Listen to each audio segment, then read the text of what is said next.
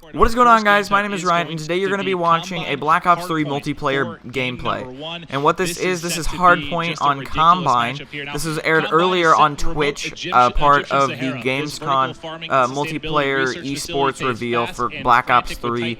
And overall, I'm really excited to be able to get my hands on this. If you guys enjoy, be sure to smack the like button and enjoy the gameplay. Right, the middle of the map gets crazy, and you're able to win those gun engagements with assault rifles from base to base. It's got a wall you can actually wall run to the opposing team's base, and then that far side of the map has that wall running spot all the way on the opposing side, so that is a good flanking area to get to the opponent's base. Then you're going to have the other side, it's going to have just a rocky area where you're going to have to win some close quarter gun engagements. And what I love about this map is viable for SMG players and assault rifle players, right? The SMGs can go on the flanks, play close quarters on the outside, and then the ARs can dominate the middle. Yep, it's certainly going to provide a good variety. Now, we talked about bans and protects and how influential they're going to be on the game. Let's kick it off. This is going to be the first glimpse here of the live ban protect system. Yeah, so Tommy and Sensor are both going to go at the same time here, and it's pretty much a race. So you see Sensor, he's going to ban that thermal sight, and Tommy, he's going to go for the UAV. So both those players are going to go down to the next two players in line. Yep, we'll keep ripping through here, see what players are trying to eliminate. It was really awesome just watching through the course of that first day how dynamically it changed game by game as players started to adapt to each other's playstyles. Right, because players started to ban, the guns that the other players were good with. And then it saw, game to game, game mode to game mode really changed. See Gotaga, he's going to go to protect that M8A7 favorite of everyone from Black Ops 2. Yeah, we've seen that M8 used so much, and not surprised that's the first one protected. You'll see Flex going to be banning the mothership, and then Kiwi will protect that man of war. That's for his teammate, though. That's for his teammate, that's for Buzzo, 100%. Yeah. Buzzo has been ripping with that man of war. Here's where, the strategy comes into it. Buzzo has that last ban. He's not going to be able to really, Merc would have probably banned the man of war right there. That's been Buzzo's go-to. He ends up getting rid of 6th Sense, and then Buzzo gets rid of C4 at the end, and now we have the specialist draft Maven. Yep, this is huge. Now, we've seen a lot of different game types. We've seen how these players have adapted again over the course of the past couple days. These picks are going to start to come in. You're going to see Annihilator coming in as first pick for Sensor and Tommy. Tell me a little bit about that specialist class. Yeah, so the Annihilator is that massive high-caliber revolver with penetration rounds. You're going to see players try and pick up lots of kills on the outside. You're going to see TP go with Ruin Overdrive. You expect that out of a lot of the OBJ players. Lets you to move fast around the map. Gotaga going for that Outrider Sparrow. It's going to be nice to have that bow be able to. Yeah, we haven't seen it used a ton. We'll see if it can be used to effect in this hardpoint. And then Rejack, you'll see that coming in on both teams. Tell me a little bit about Rejack, Matt. So Rejack, when you die, allows you to come right back to life. There's a smoke around it. It's great for players that want to hold down positions and then they want to get a second chance of it, right? You have to use it at the right time, or else it's not going to be as effective. You see the last two players, it's going to be a Prophet Tempest from Merc, and then Buzzo going to go with that Reaper Psychosis. That's one that we've seen a lot of players do some nice stuff with. Oh, yeah, the Psychosis, you're going to have those holograms. We've seen them use the drones. Able to, defensively, we've seen it offensively and hardpoint specifically. You'll have people set up in the hardpoint. You're trying to bust in. You send out the holograms, provide a bit of a distraction, then you're able to fly in with the sub, fly in with the AR, make a big play on the hardpoint.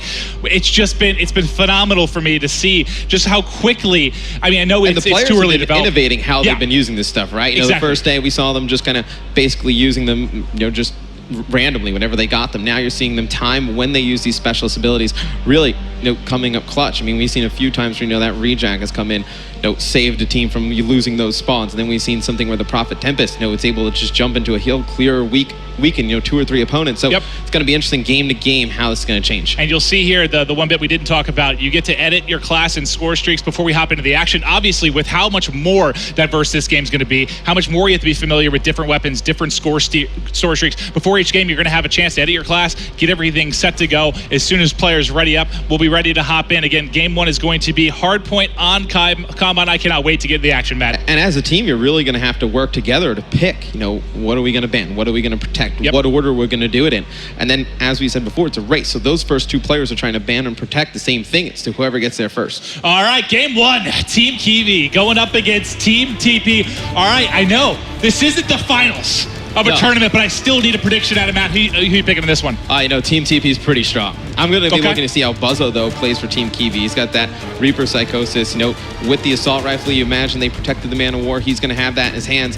Going to be interesting to see how he's going to play. Well, speaking of what you talked about, Buzzo, I'm going to kick things off with him as we're getting ready to hop into the action.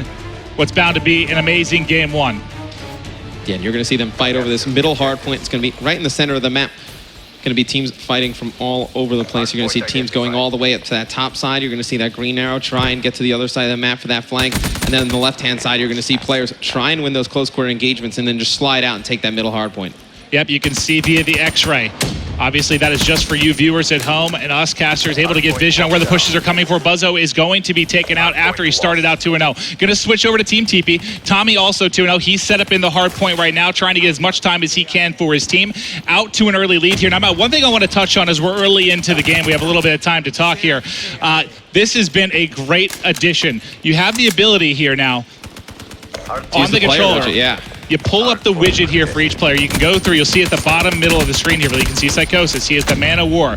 You can go through all the perks, see everything that they have on their class, able to pop it right back out. It's incredible here for us and for you at home to see what's going on in the action. It's such a great little graphic end feature in the Concaster mode. I mean, makes it so easy for the broadcast. It just looks great and professional. And you see Buzzo on a 5 streak now, has that Psychosis ability. It'll be interesting to see when he decides to use that. He's getting close to his streaks as well, Maven, so he's going to try and set up for this next hill, regen some health, try and get those streaks. As we remember back to Black Ops 2 competitive play, how large were score streaks?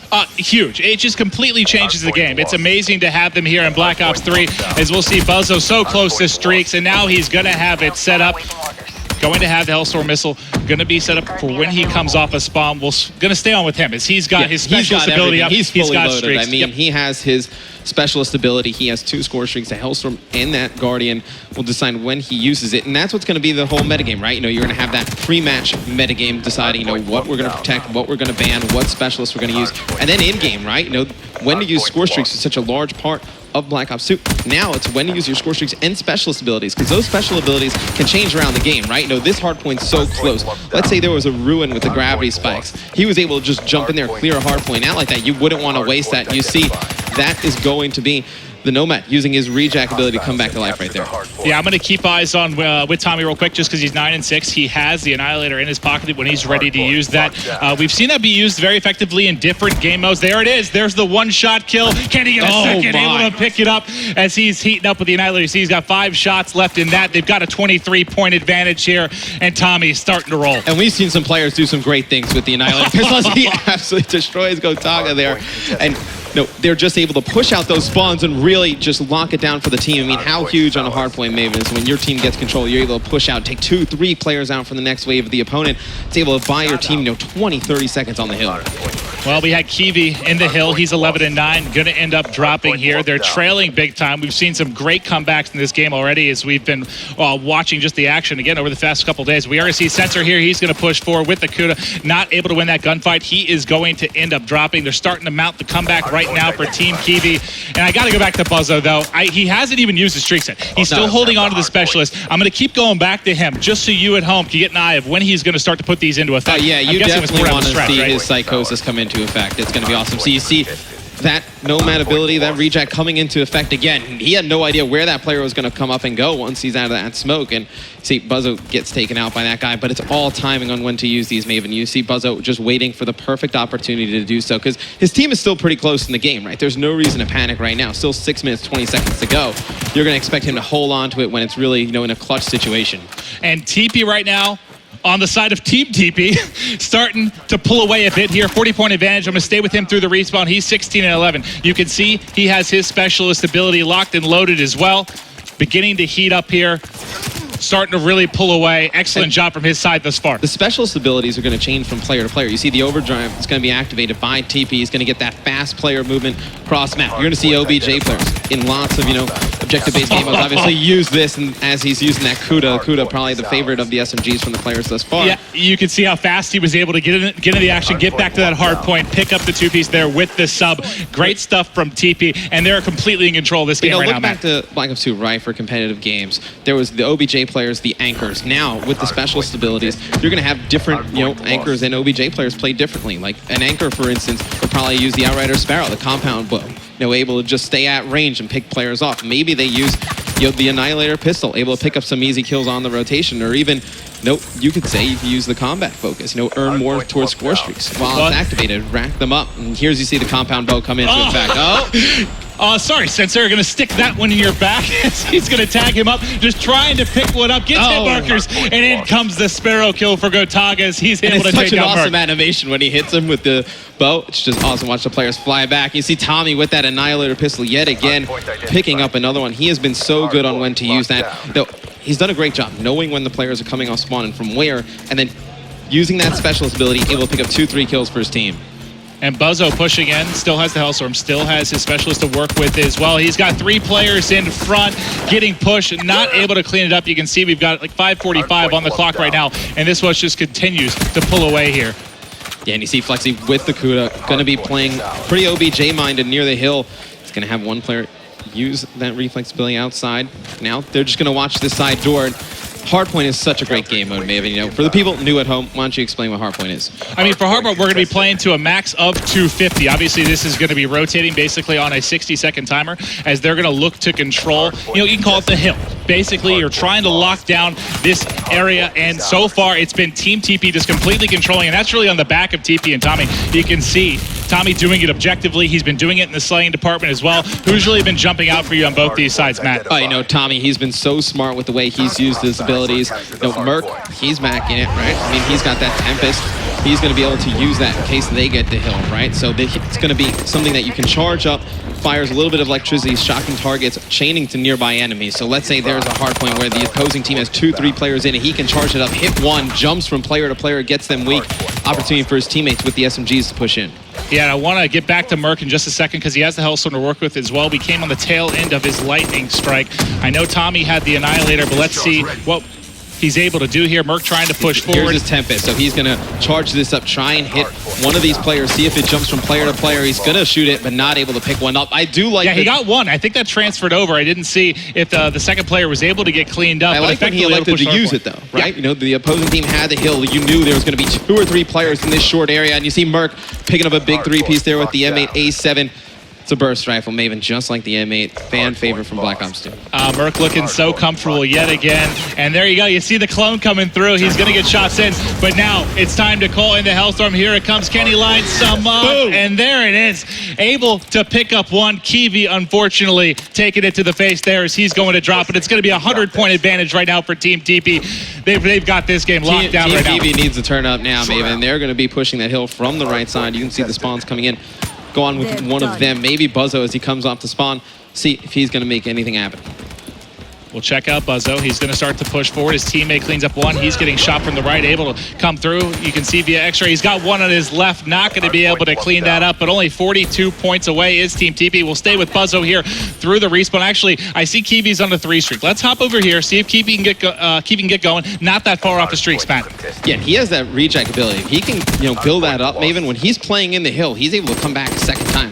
Gives himself a good opportunity to win. I think that's really where you're going to see, you know, the metagame develop. You know, in the pre-game lobby, are people going to, know TP's a great player with that reject ability? Do we have to ban that? Are we that worried about that? Or are you worried about, you know, Buzzo using the Man of War? There's also stuff that you don't want in the game as well. So I love that the players are the ones that really decide all of these things. Well, we do see Tommy on the 3 streak. He's 38-26, leading all players. He's got the Annihilator in hand. Can he get forward? Sees one more, trying to line it up. The reload not in time, gonna miss that shot, and eventually he will fall. They only need 30 points to close out game number 1. Team Kiwi just cannot keep up right now, Matt. So here's where the meta really develops, Maven, right? You know, Tommy absolutely crushing here in game number 1. We've seen him really dominate with that Annihilator pistol. Does the opposing team decide to ban that going into the next game? It's got to be on their mind. You know, one of the first things that would need to go if they're going to make a comeback in this series. That's the crazy thing, too, is we're talking about different game types as well. I mean, what's going to work really well in Hardpoint may not work as well in S&D. What's working well in S&D, you know, not the same for Uplink. So it's going to be amazing. And, you know, obviously there hasn't been a ton of time for these games to kind of develop a meta and get forward with these players. But there's going to be so much over time. Like, the way this is going to change, it's going to be so fun to watch how it works out. Month to month, day to day, the meta is going to change in this game, right? You know, players are going to say, hey, for an OBJ player, maybe this specialist and this setup works well. And then the next month, once teams start to adjust and, you know, ban some of the things that the OBJ players are using, they're going to have to pick a new kind of default loadout. So it's going to change from game to game, month to month. It's just going to be amazing for Call of Duty eSports. Well, I'm going to go on with Team Kiwi, Matt. Only 10 points more needed for Team TP. They're They would trying need to a do the miracle improbable here, Maven. They've got enough time. Can they pull the improbable? You see the point sticking in. It should be, that should be it here with the final hard point. They should be able to close it out as they're going to get set up inside. That's going to be 250 for Team TP as they're able to close it out. Let's give them a round of applause in game number 1.